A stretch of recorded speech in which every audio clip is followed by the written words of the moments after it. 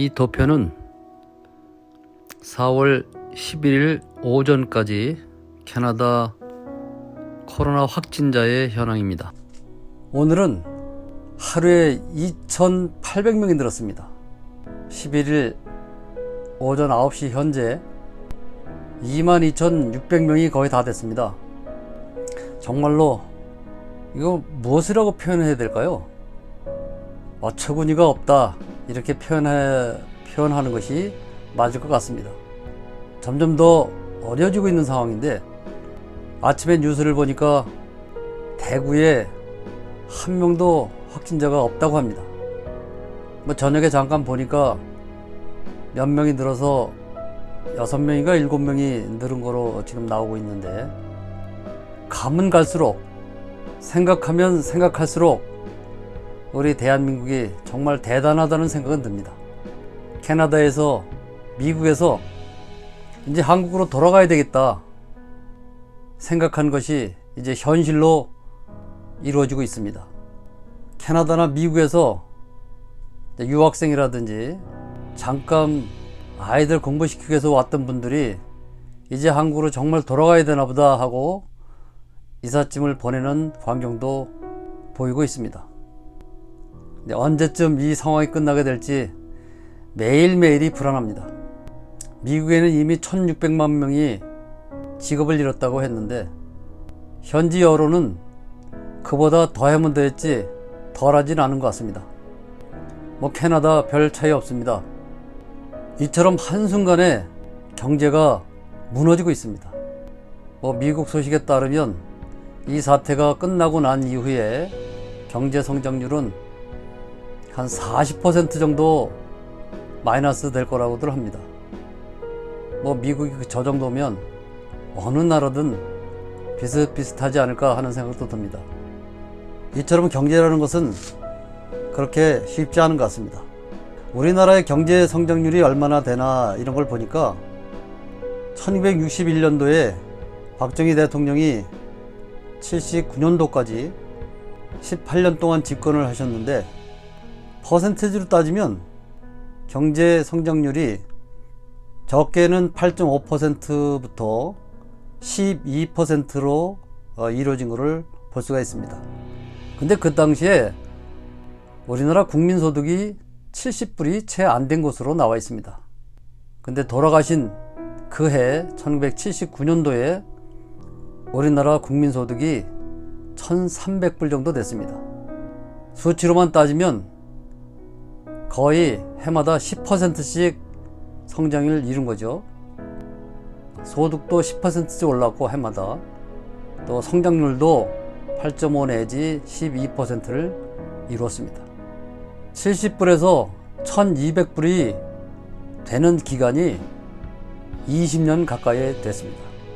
경제라는 것이 급속도로 성장하는 것이 아니고 조금씩 성장을 하는 것 같습니다. 이제 며칠만 있으면 총선이 다가오는데, 여당의 경제 실패를 심판하자 하는 구호도 나오고 있습니다. 저는 그것을 보고 저분들이 무슨 생각으로 저런 말씀을 하시나 하는 생각도 듭니다. 또 야당에서는 못 살겠다, 갈아보자, 이런 구호가 있었습니다. 그러나 지금 2020년도에 그 구호가 맞는가 하는 의구심도 듭니다.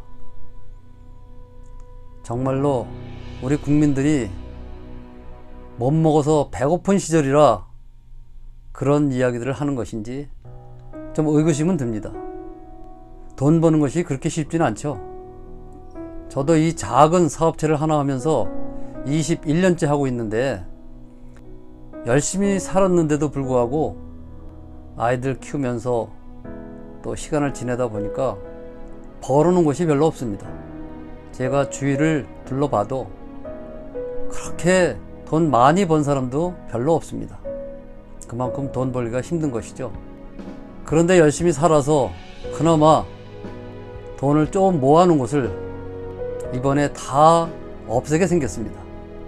그렇게 열심히들 하셔서 그래도 조금이라도 이루어 놓은 것을 문을 닫고 폐업을 시키는 것을 보면 욕심내봐야 별것도 아니라는 생각도 듭니다.